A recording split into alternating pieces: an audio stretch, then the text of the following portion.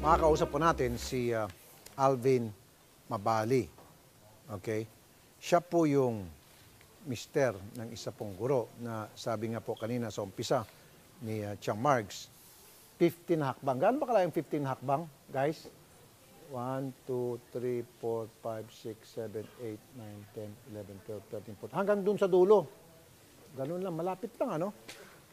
Dito si legit, andoon sa wall si Kabit.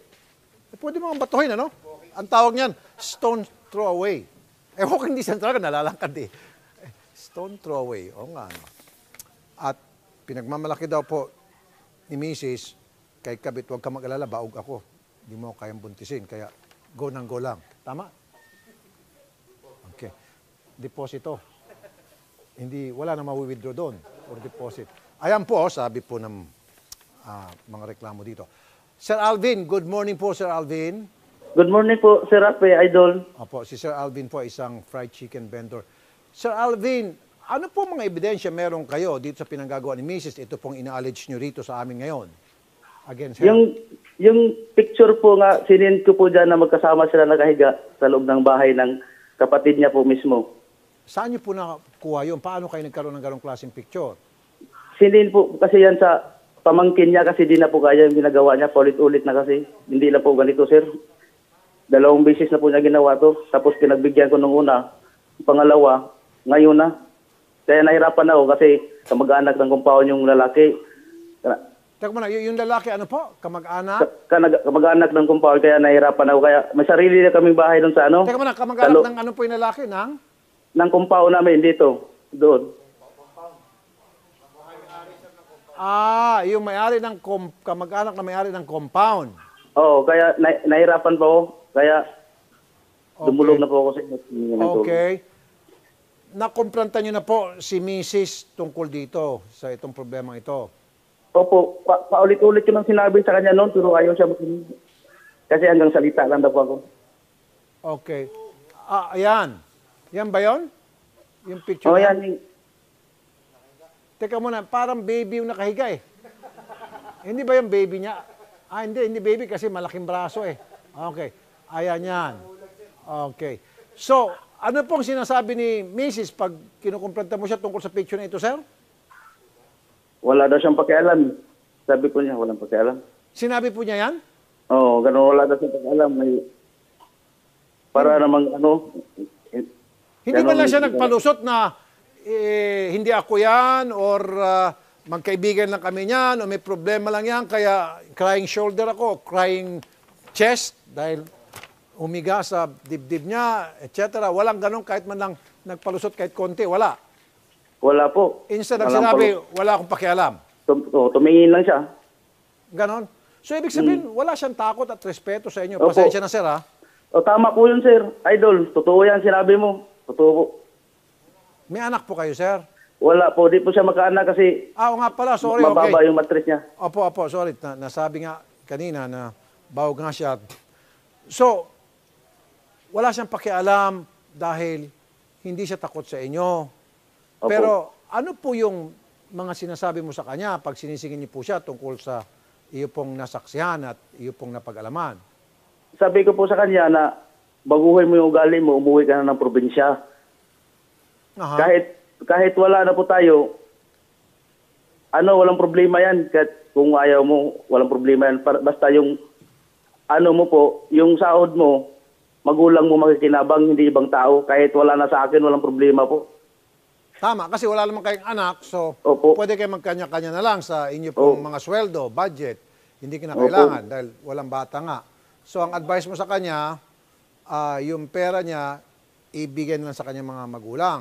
Opo. Okay. Pero kasal pa rin kayo, pa, sir, eh. Paano yan? Hindi siya dapat pwedeng mangabit kung totoo siya, at hindi siya pwedeng mag-asawa dahil kasal pa rin kayo. Naanal na ba yung kasal niyo? Hindi po naanol. Hindi pa naanol. Eh di kung hindi pa kayo anal, bawal yung ginagawa niya. Hindi siya pwede makisama sa kahit kanino lalaki. O bawal po talaga. Nakausap niyo na ho ba yung kanyang eskwelahan para iparating to sa school? Nakausap ko na po nung nakaraan. Ano naman po yun, ibang lalaki. Ibang lalaki na naman? Oo, yung una yun. Tapos ngayon, pangalawa na yan. Kaya, kapitbahay pa. Kaya yun na, inano ko na po sa inyo. Eto na po. Noon, pinatawad ko. Okay, ito na. Madam Roxanne, magandang hapon po, Mrs. Mabali. Yes po. Yes po, Sir Rafi. Madam, sa kabilang linya, si Sir, ang kanyang reklamo, yung paulit-ulit nyo na pong panlalaki at wala raw kayong takot, wala kayong respeto sa kanya at ang inyo pong rason, baog naman ako kaya hindi ako mabuntis. So what? Ay, hindi po totoo yan, sir, na yung sinasabi niya. Ano So, po? yung, Sige po. yung una po na sinasabi niyang lalaki po, ay hindi po yun totoo. Yung pangalawa naman, alam na po yun kasi ano ba yan, dumating na kami doon sa Diparo ata yun. So, wala naman siyang napatunayan sa lahat ng mga sinasabi niya. Okay. Ano po yung sa litrato na meron pong lalaki na kahiga po sa dibdib ninyo sa kama? So, hindi ko po alam, sir, kasi habang po kami hindi nagkakaayos niyan, marami po akong mga negatives po na natatanggap. May mga videos din ako na natatanggap na, ayun, tungkol sa mga scandal, sa mga porn na yon na hindi naman nila napapatunayan na ako yun. Kahit kailan hindi ko po gagawin yon. Okay, so dinidinay niyo po na kayo yan. Yes po. Okay. Sir Alvin, Sir, po. dinidinay po ni Madam na siya yung nasa picture. Yung kwento po yan, sir. Yung nagpasa niya, yung ex niya dati, sir. Yung Hindi ano po? ako, wala akong alam dyan, sir. Yung ex niya. Yun nga dapat nga po sana, yung Tapos yung paulit-ulit video na na niya yan, ginagawa. na wala namang katotohanan, na wala namang Bakit? na nakuha lang sa isang website na sabi to, dapat hindi na pinapaniwalaan yung mga ganyan-ganyan. Ikaw po kasi, Alvin, nandito naman ako sa bahay, na alam mo Andyan ka sa naman, bahay? na kahit, Kasi- oo, nandito ako. Nandyan ka nga ngayon. Nandito ako. Nandyan ka kasi wala ako Alam dyan. mo kung bakit ako Kaya umiiwas ginagawa dito? mo. Kasi baka hindi ako makalabas ng bahay na buhay. Alam mo kung ano iniiwasan ko? Dapat, alam mo, sa puso't isipan mo kung... Huwag kang kung mag-arte. Lahat ng pamilya mo gustong patanggal ka. Di ka na nakinig. Yan ang nais mo? Yan ang nais mo? Oy, patanggal ka kasi paulit-ulit na yung ginagawa mo eh. Tagal mo na akong ginagawa. Magbigay ka ng pruweba. Magbigay ka Andyan, ng kasama ebidensya na kayo mo. sa bahay. Magbigay ka ng Ang galing mo Kasama, magsalita saan? talaga. Nandito ako sa Kahit- bahay. Kung hindi lang Dito ako talaga sa bahay. idol na kahit buong talipapa at saka buong compound dito, alam na lahat dito. Nagkasama sila. Kung wala lang Kasama, ngayon, sigurado ka? COVID, Gaano ka isiyain kasigurado? ko, Alam mo, may siguradong natutuwa nga ako na meron mapapatunayan isang ko yan. taong tumutulong sa akin sa halos lahat na walang naniniwala sa akin. Alam mo, Siyempre, sabi ko nga gawain sa'yo, mo po yan. walang ibang makakaintindi sa problema natin. Wala. Pero, Yan, pinagmayabang mo kasi.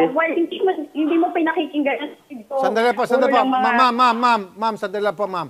Kanina po, nakausap niyo po si Odette Molina. Tama.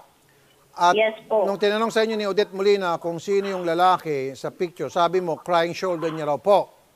Shoulder to lean on. Yan po yung exact word na ginamit niyo po kay Hindi po, Odette. sir, yung po kanina, yung pinag-uusapan po namin ni ma'am, yung sinasabi ni sir kung Si Anthony, Alvin, kung si sino Anthony po. yung, Si Anthony, di ba? yun po yung sina po. Pero yung... Kaya nga po, Yan kaya po po, yung kasama ma'am, niya sa bahay niya, sandali sir. po. Sir, please. Ma'am, okay. Straight to the point tayo rito. Tinanong ka ni Odette tungkol doon sa lalaki na nasa picture na yan po ay si Anthony Butok na isa pong tambay. Ang sabi mo, he is the person where I always go to every time I have a problem. He gives me the shoulder to lean on each time I have a problem. Something to that effect.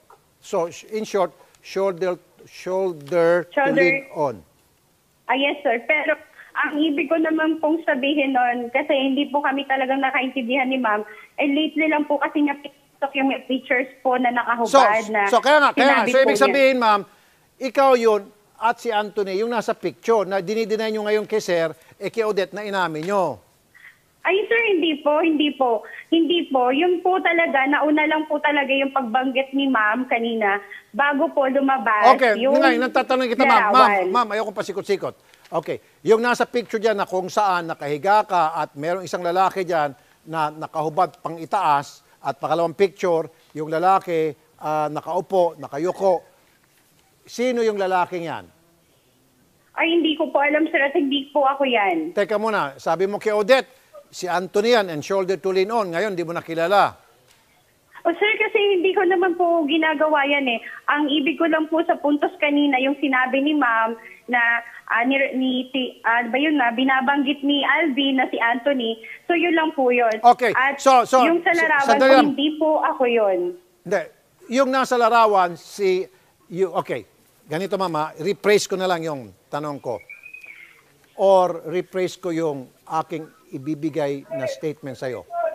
Yung pong lalaking nasa picture, at itong statement ko is, I will phrase it in a question. Siya ba ay si Anthony Ributok? Yes or no? Hindi po. Ano pa? At hindi rin po ako yung babae Hindi na nga, nasa ma'am. larawan, I'm not sir. saying na ikaw yung babae. What I'm saying is, can you identify that person na nasa picture? Yan po yung person in question eh. Picture in question ngayon eh. Can you identify that person? Hindi po. Hindi. Bakit kay Odette na-identify mo yan? Sinabi mo, yan ay si Anthony and he is the shoulder to lean on para sa'yo. Ba't ngayon Kasi nagbabago sir, yung statement mo? sinasabi po niya, wala pa pong picture po yun. Late lang po yun, Sir Rafi. Okay, late lang. Yung Pero, binanggit okay, sige, po ni sige. ma'am. Pero there is somebody as Anthony Ributok. Nakakilala Ayun nyo. po, kapag pumupunta po ako dito sa kaibigan, yun po yung naging kausap ko, minsan Okay. nakikibalita. So yun Okay. po. So meron nga talagang Anthony Ributok. This person Oh, really yan, si exists. Anthony parang kaibigan ko lang po, ayan, Okay. nagiging sandalan kapag may problems po. Okay, sige. Now, second question. Sige. I'm not saying na ikaw yung nasa kama. Okay? Kasi nakatalikod nga naman. Kahit na sino, hindi pwedeng talagang in certainty makapagsabi na ikaw yan. Kahit na siguro husband mo. Kasi hindi naman talaga klaro yung picture mo. However, ang tanong ko, yung sa picture na yan na ba yung si Anthony? Yes or no? Hindi po. Hindi po. Hindi yan si Anthony. Wala pa akong mga pictures po na ganyan. Hindi nga, ma'am. Si Wala. Anthony ba yan o hindi yung nasa picture? Okay, granting, ma'am, for the sake of argument, hindi yan si Roxanne yung nasa picture. Now, yung babae dyan, hindi si Roxanne. How about yung lalaki nasa picture? Yan ba ay si Anthony sa pagkakaalam mo, sa pagkakilala mo? Ma'am, Hindi po. hindi po yan si Anthony. Yes, sir, hindi yan. Saka yung babae po yan, hindi ko po yan kilala. Hindi mo kilala ang babae, tapos yung lalaki, hindi si Anthony. Yes po. Okay, sandali lang po. Sir Alvin, Opo, sir. okay. Idol. Paano mo nasabi na si Anthony yung nasa picture? Si Anthony po yan, kapitbahay ko po yan, sir. Kilalang kilala ko yan sa mahaba ng panahon. Okay. Tapos, yung nagpicture niya, yung pamangkin ng babae, yung pamangkin ni Roxanne. Okay. Yung nagpasa kasi naawa na sa akin kasi sa paulit-ulit ng ginawa niya, di na matiis. Okay. Ayun, Okay. tumulong na sila. Pamilya niya lahat, tumulong. So, na-identify mo yung tao nasa picture kasi kilalang kilala mo yan. Opo, Yan ay si Anthony. opo, sa Anthony Ributo po yan. Okay. So, ma'am, ayan mismo si Mr. na-identify niya yung nasa picture ay si Anthony. I'm not saying na ikaw yung babae dun sa picture, pero sabi ni Mr., yung lalaki nasa picture, si Anthony yon. Now, idudugtong natin doon sa 1 plus 1, 1, si Anthony sa picture, and then another 1, sinabi mo na shoulder to lean on, si Anthony, equals to that picture. So yun po nga po, sir, yung kanina. Kaya lang, bago po nasabi ko na si Anthony yun, wala pa po pinapakitang picture. Pero yung nasa larawan po, hindi ko po talaga yung kilala. Kaya nga, hindi mo kilala yung babae sa larawan, pero yung lalaki sa larawan, in-identify na ni Alvin dahil kilalang kilala niyan, kapitbahay lang yan ay si Anthony. Okay? Ipit na. Ma'am, Yes, sir. okay. Yung picture na yan, ngayon, na pinapanood natin lahat, in-identify ni Sir Alvin bilang si Anthony. You get it? Kilalang kilala niya eh. Okay? Now, he's not saying, and I'm not saying, na ikaw yung babae. Diyan. Pero yung sa picture, siguradong sigurado si Mister na yan yung si Anthony. Ulitin ko one more time. One, in-identify ni Sir Alvin na yung nasa picture si Anthony. Okay.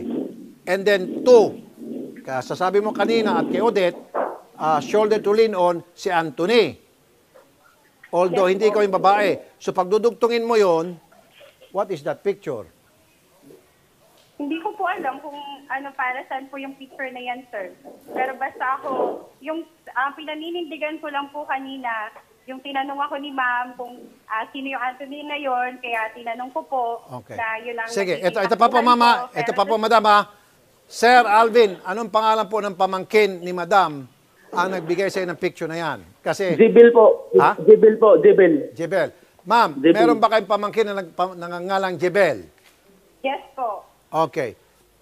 Give me a reason kung bakit po siya ay magbibigay ng picture na ganon at i-identify ka dyan sa picture na bilang auntie niya. Why would... Lalaki ba yan, sir? Babae po yan, sir. So why would she do that? Hindi ko po alam, sir, kasi alam ko habang kami nagkakaroon ng problema niya ni Alvin, parang ako lumalaban ako mag-isa na alam ko kung anong dahilan kung bakit nagiging kami. At lahat ng pamilya ko nakukuha niya yung simpatiya. Hindi ko alam kung bakit nila nagawa yun. At bakit niya, sandali kilala ma, ni- so bakit po mag-sympathize yung family mo sa kanya? Dapat sa iyo yon, di ba? Sila mag-sympathize Yes dahil kadugo mo. O bakit kay Alvin? Siguro kay Alvin kumakampi kasi si Alvin iniiputan sa ulo. Hindi po, sir. Magaling po talagang gumawa ng kwento yan. Magaling po talagang gumawa ng istorya yan. Ma'am, ganito na lang po. Kahit Ganito lang gawin natin. Magaling gumawa ng kwento ang mga kamag-anak mo lahat. Siguro nagawa po nila yun na- Ma'am, wag mo sabihin magaling gumawa ng kwento si Sir. Ang sabihin mo na lang, kasi lahat ng kwentong ito, nanggaling ang source sa mga kamag-anak mo. So pwede mo sabihin, magaling magkwento ang lahat ng kamag-anak ko, lalo na yung pamangkin ko si Jebel. Right?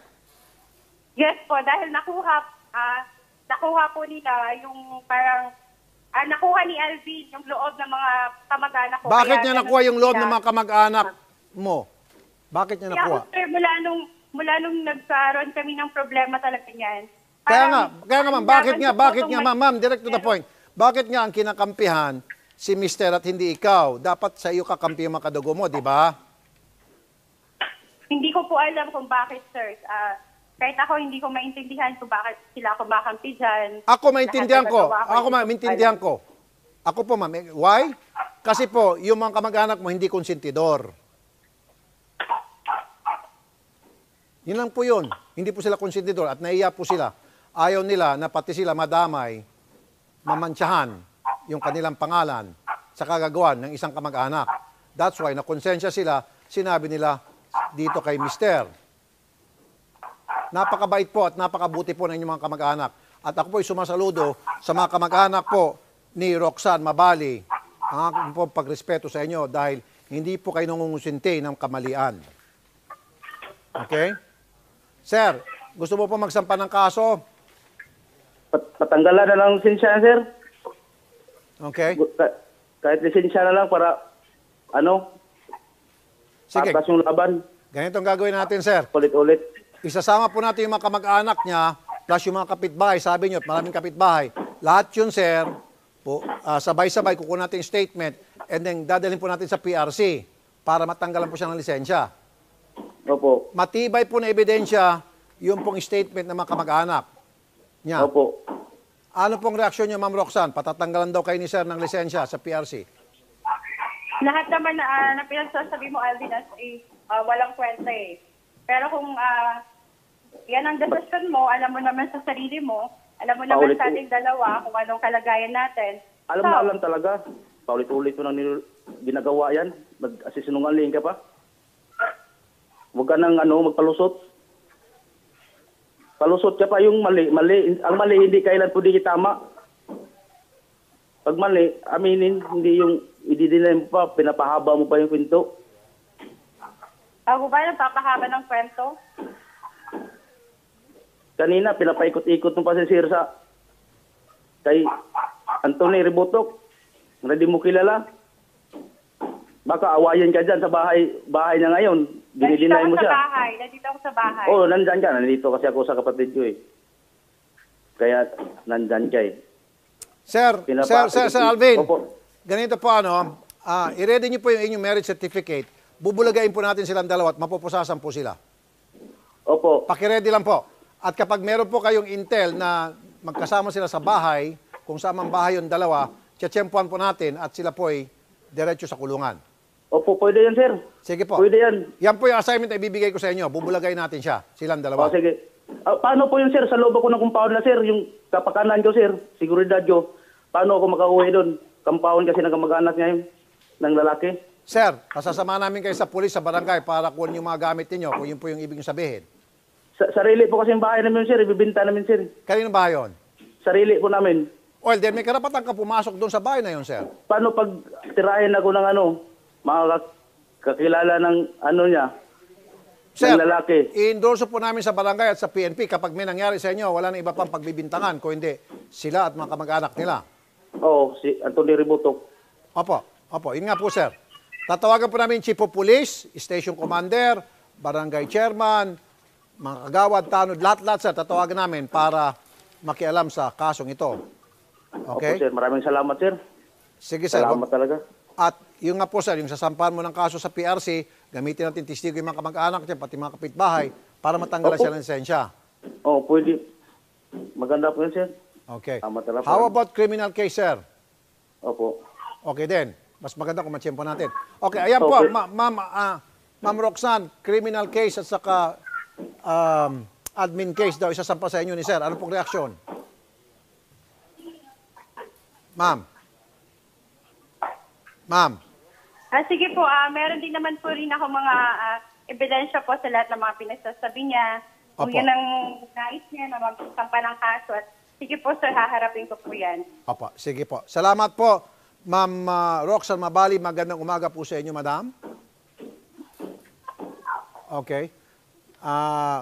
Mr. Alvin Mabali. Sir, idol. Ito po, sir, nasa linyang telepono si Captain Magdalena Gregorio ng Barangay 166, Caloocan City. At Chairwoman Magdalena. Yes, sir. Good morning, sir. Apo.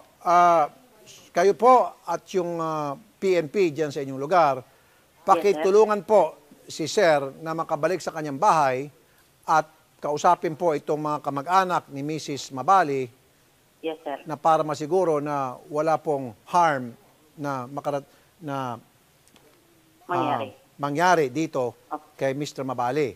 Yes, sir. At kung gusto ni Mr. Mabali kunin yung kanyang mga gamit, paki-assist din po na para maging matiwasay yung pagkuha niya ng mga gamit niya. Oh, yes, sir. Opo. Okay?